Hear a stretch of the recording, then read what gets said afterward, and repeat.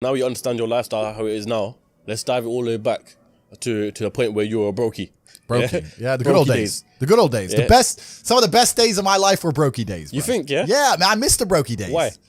Because when you have limitations, Money makes it fun, though. money does make life fun, but when you have limitations, you're better at living in the moment and you're better at appreciating things.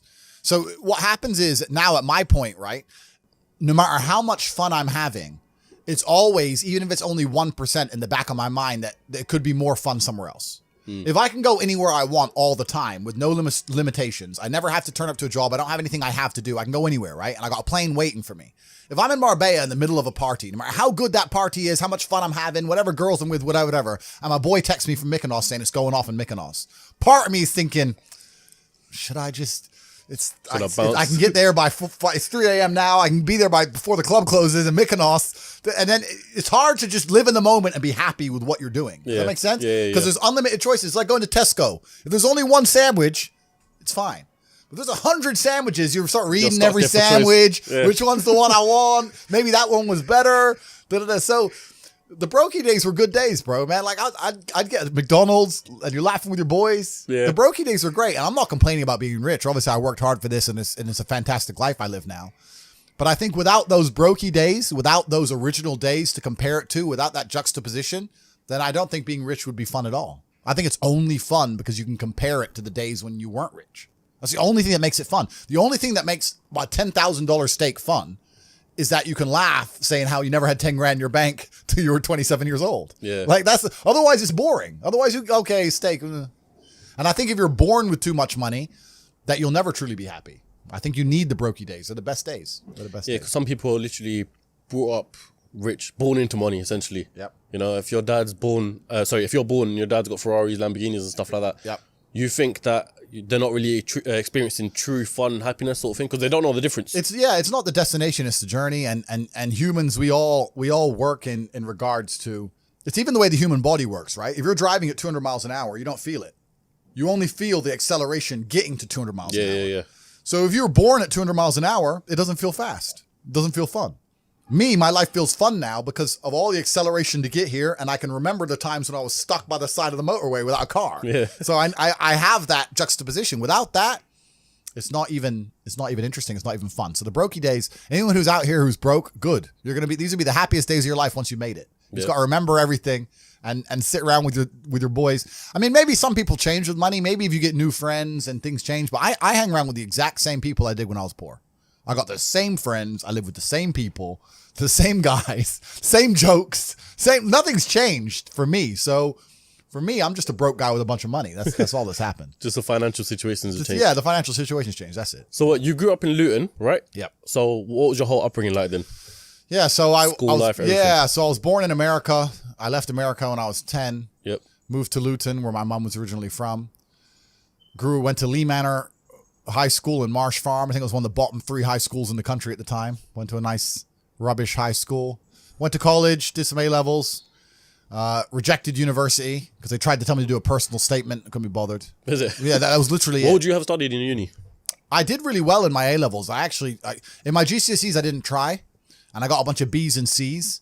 And I know I'm a genius, right? So it annoyed me. So I thought I'm actually going to try for my A-levels. So I got a bunch of A's. I did business studies as well, got an A. And then I did some advanced diploma in business studies for the top 1% of scores or some crap. And I got a merit in that. And then I was offered a place at, what was it called? Begins with A. Ascot. Okay, yeah. That's in next to Birmingham. Yeah. For advanced business, like basically what every man would dream of, right? Advanced business, university, blah, blah. I offered this place. And they said I had to do a personal statement. And I said, no, I don't. I've already been offered a place. They already give me a place because I'm the big G. Look at my scores. I'm a genius. And they said, no, you still have to do a personal statement. I was like, why? Who's going to read this? Hi, my name's Andrew. I like to run. I go to the gym. Like, no one's reading this shit. Like, why am I even writing this? It offended me. Yeah. And my class tutor, or whoever she was like, well, everyone's doing one. And I was like, you know what? Get fucked. And tell Ascot to get fucked too. So I didn't even go. I quit that. My mom went nuts, obviously. Told her I was going to be a kickboxing world champion. She's like, no, you're not. Wrong. So I just started kickboxing. I got a normal job. I got a wagey job. I was a wagey. I was working as an IT technician in my former high school, fixing laptops. Okay. Got fired from there for sleeping with the head girl. You know how it is. It's hard out here. How old is it? I was like 18. Oh, shit, and she okay. was 16. So I was like, what's the problem? And they're like, oh, yeah, but you're a member of staff. Da, da, da, da. So, whatever. So I got fired from there. And then, yeah, I got some sales jobs. And I was training hard to fight. And I think sales jobs are probably the best job any person can get. If I had to get a job again, it'd be a sales job. Because you learn a lot as a salesman. You learn, and sales is a really important skill. You learn a skill. And also, if you're actually good at it, it's not even really like having a job. They don't fire the top salesman. Yeah, no, they don't. No, they do not fire the top salesman. You turn up late. You crash your car. Oh, sorry, G. Boom, here's my numbers. They're like, oh, all right, dickhead, but all right, bye. They don't give a fuck if you're the big boss, right? So if you're a salesman, it's the only time you get any kind of freedom. And also all the responsibility and all the pressures on your back where it belongs as a man. You need to adopt stress and adopt problems if you want to be successful as a man. And as a salesman, you get that. So I had a bunch of sales jobs. I did a bunch of sales things. I was fighting, became world champion, started making money with fighting. But even fighting, kickboxing is not boxing, bro. Most I ever got paid for a fight was like 200 grand. Yeah, because some boxers, I think Amir Khan for his last fight, rumors have it that he got paid about 6 million or something like that. Yeah. Boxing's different. That's big money, yeah. Yeah, it's big money. But as a kickboxer, you don't make that much money, man. I had an apartment and a BMW, and I was doing all right, but I wasn't balling. You know, I couldn't just pull money out the sky and just do whatever. Like if you're fighting twice in a year, yeah, and let's say you get 50 grand for one fight, 40 grand for another fight, 90 grand? By the time you give your manager 20%, pay all your rent, paid your car, but you ain't rich, right? And that's the best you'll ever get at kickboxing ever.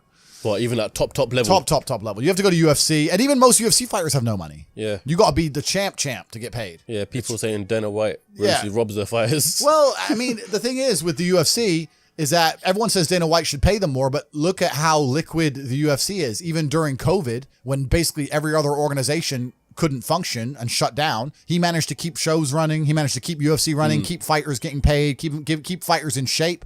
I mean, I know a lot of kickboxers who didn't have a fight for two and a half years. How are you going to stay in shape for 2.5 years? Yeah, and then you come out doing what? Yeah. How are you going to drive to the gym every day, eat good every day without not even getting paid to fight now? So it's hard. So maybe he does rob the fighters. I don't know, but he's an excellent businessman. He's provided a platform for people. But the point I'm trying to make is that fighting as a career path is a terrible career path because it's just too hard to make money. Too much can go wrong. You can get unlucky. You can break your hand. You know, you can get sick on the day before a fight and then lose the fight because you had a bit of a cold and now you got knocked out and you're you know what I mean? Like it's hard. It's too hard. It's unpredictable. So I always knew that even when I was fighting, and I was always trying to find a way to make money.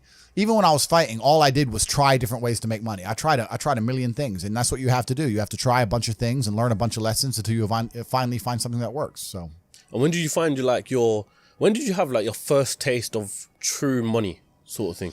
That's a good question. And I think one of the reasons why I was so motivated to make money is because even when I was completely broke, through fighting, I had access to a lifestyle. I saw money, right?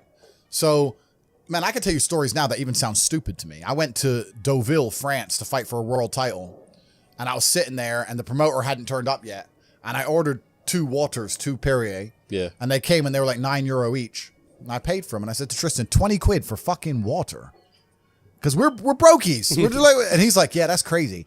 And we looking around and there's all these tables just with water, champagne, food, you know, like $1,000 lunches, £1,000 lunches. No one gave a shit, right? And we're sitting there going, where are we going wrong with life? Like we're worried about the price of water. That dude's got a lobster. He's got like a big bottle of champagne. He's got 3 chicks. Like we're going wrong. So I always knew there was outside of the matrix. There were these people who were living in a way that money didn't have any significance. Money wasn't real to them. So I always knew it. I was always around it, especially through fighting. I went to a bunch of crazy countries, Kazakhstan, all these places. We're in Kazakhstan, a poor country. It's just G-Wagon, G-Wagon, G-Wagon, G-Wagon. I'm like, what's going on? Like, there are people who are living outside the matrix, and once you live outside of it, once you get to a certain level of incomes and wealth, everything becomes free. Like, when I was looking at the price of that water, no one else in that restaurant even looked at the price of anything. It didn't matter. Yeah. And that's what I'm like now. I don't know the price of anything I eat or buy. If it's not a house or a car, even most supercars, G, I don't even know. If I want the new Maserati, the MC20, the Spider, I'm just going to text my boy, yeah, fully spec, every option. And it's going to come out the bank and I ain't going to notice.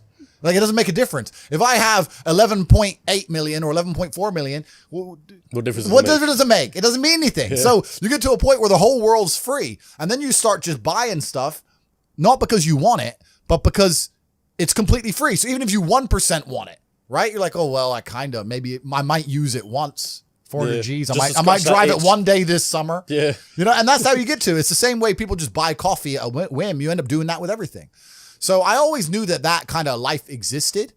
I used to talk with my brother about it all the time. I was like, bro, we're doing something wrong. Something doesn't add up. We're still thinking in terms of like make money, spend money, money in the bank. It doesn't. There's people who are living for free and they just point at things and they get everything they want. And my brother used to call me crazy. He's like, what are you talking about? I was like, no, there's the matrix. We're inside the system. We need to escape. And now I managed to find a way out. So I always knew it existed. I was always looking for it. And it does exist, man. You can get to a point of income. You can get to a point of wealth generation where literally everything, I don't know how else to say it. I want to say it in a more articulate way for the sake of the podcast. The only way I can explain it is everything is free. That's how I view the world. Everything's free. If I want something, it's free. I want dinner's free, coffee's free, supercars are free, private jets are free. It's free. It's free. I just want it because all they want is numbers on a screen, and numbers on a screen are what's numbers on a screen? It's nothing.